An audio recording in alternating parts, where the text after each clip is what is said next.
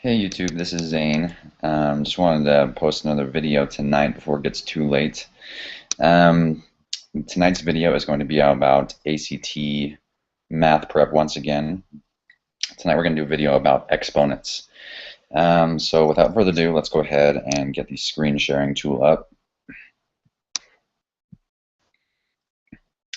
All right, so exponents on the ACT are basically designed to test your ability to simplify algebraic expressions. Exponents will never be tested in the context of a story problem.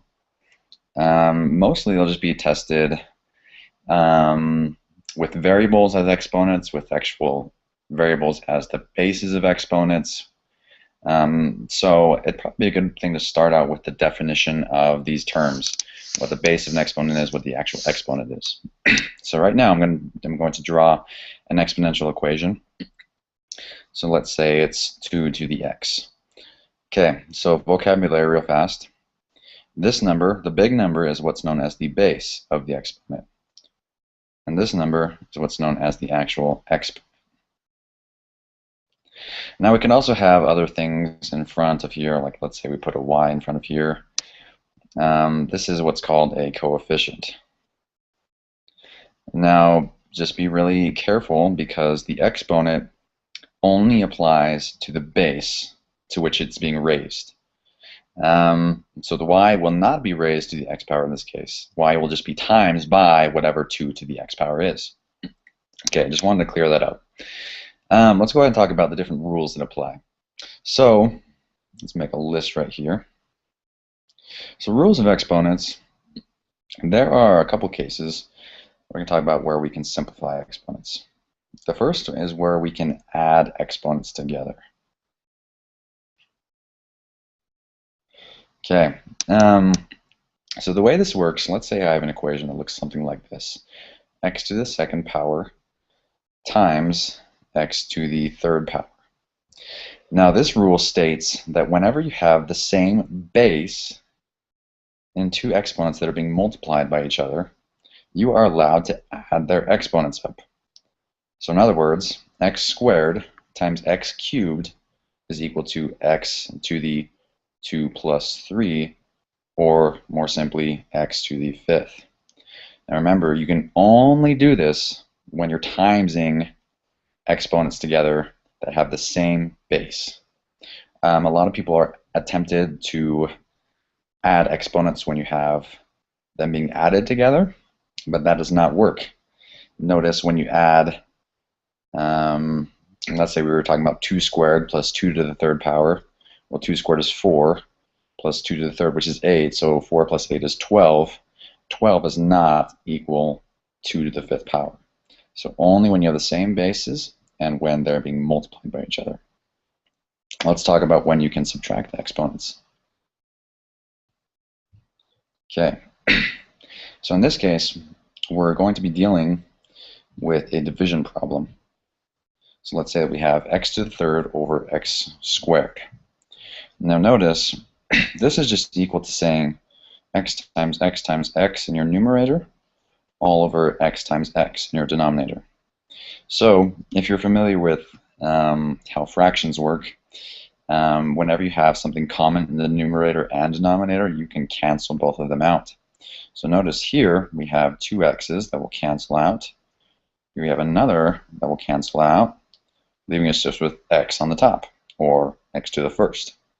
Now, kind of a shortcut way to do this, notice if you take the larger of the exponents in your fraction, subtract the smaller one in your fraction, you should get the same answer. Let me give you one more, just kind of switched around this time. Let's do x squared over x to the third. Now notice here, the exponent 3 in this case is bigger on the bottom than the exponent 2, which is in the numerator. So we're going to still subtract the 2, but because the larger exponent is on the bottom, the exponent of 1 is going to stay on the bottom. So this is just equal to x times x over x times x times x. Those will cancel, leaving us with 1 over x, or 1 over x to the first. So just be aware that you can just subtract these right away to get what these things are. Okay, let's talk about the next rule. The next rule is when you can multiply exponents.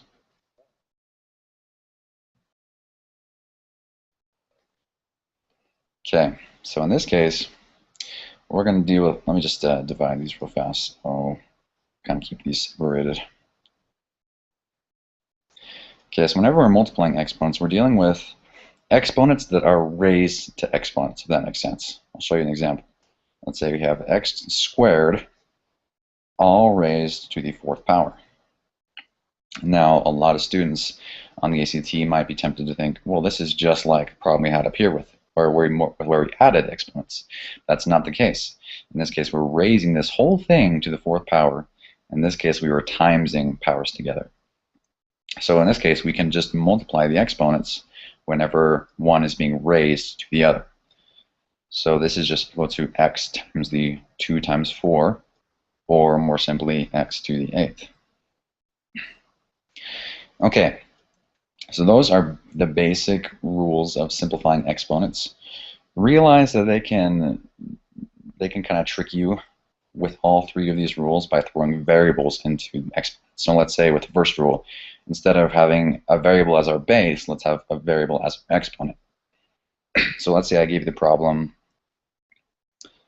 2 to the x times 2 to the y. Now, according to our rule, which we discussed above, whenever you have the same base, like we do here, the base is 2, we can just add the exponents. So this is just equal to x, or 2, excuse me, to the x plus y. And that is as simple as they can make it. So that should appear in your answer choices if this was the problem. Similarly, with subtracting exponents, let's say we had 2 to the x over 2 to the 2x, let's say. Now notice here, remember from up above, we needed to identify the exponent that was bigger. It's kind of obvious to see that 2x is probably going to be bigger than x, assuming that x isn't negative. So if that's the case, we're going to use our nifty subtraction rule, which means that we're going to be left with 1 over 2 to the 2x minus x. Okay, and let's just do one more of these variable ones just to round things off a bit. So let's say we had a 2 to the x all raised to the x squared. We'll make it a little tricky. So remember, this rule said that we could times these exponents together. When we do that, we get 2 times 2 to the x times x squared. Notice up here we have two bases that are exactly the same. We can imagine there's a 1 here. Remember the rule that said whenever we have two bases the same, we can add the exponents. So this just becomes 2 to the x to the third. So I tried to make these a little bit trickier as we progress through this video. Before we end for the night, I want to go through two more rules real fast. They're kind of the simplest rules, so I hope you don't forget them. You probably already know them. So let me just clear this whiteboard. The second to last rule I wanted to go over, we'll call this rule number 4. This is powers of 0. No matter what base we have, say we have a base of 2, a base of 3, a base of x, whenever anything is raised to the 0 power, it will always equal 1. Now, a lot of people are tempted to say that 2 to the 0 is just 2. That's not true, because 2 to the first power is 2. Does that make sense? I hope so.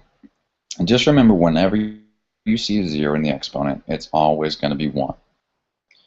And the last rule I haven't seen on the ACT as much, but it's probably a good idea just to go over it, just in case. Let's talk about if we have fractions in our exponents. So x to the 1/2 power. Notice that we have a power of 2 in there. It's a 1, and the 2 is on the denominator, but it's still a power of 2. So because it's in fraction form, and the power is kind of the inverse of the powers we're usually used to. We're going to be doing an inverse operation here. So what I mean by that is whenever we're squaring something, that's fine and dandy, but the inverse operation of squaring something is square rooting something. Okay? So whenever you see the inverse of an exponent, like squaring in this case, you're going to do the inverse operation. In this case, we're going to have a square root. Similarly, let's say we had x to the 1 over 3. That's equal to the cubic root of x. Okay? And let's just throw a variable in there just to make things totally clear. Let's say we had y to the 1 over x. That is equal to the xth root of y. So like I said, that's tested very rarely, but just be on your toes. That could come up. Now, there's probably rules of exponents that you've seen elsewhere. This can get as complicated as you want to, but this is as tricky as the ACT will make it. So study these rules well, and good luck to you. Before we end, let me just remind all of you that we do have our website, scooter.com, which is an online tutoring site that we are getting up off the ground right now. For the past few weeks, it's kind of been undergoing some site construction, so I apologize if any of you tried to get on and register for an appointment. We are operational as of today. So if you would like to chat with one of us in a live online environment, kind of like this Google Hangout we have right here, go to scooter.com. That's SCHOOTOR.com. And there you should find the request form for a tutoring appointment.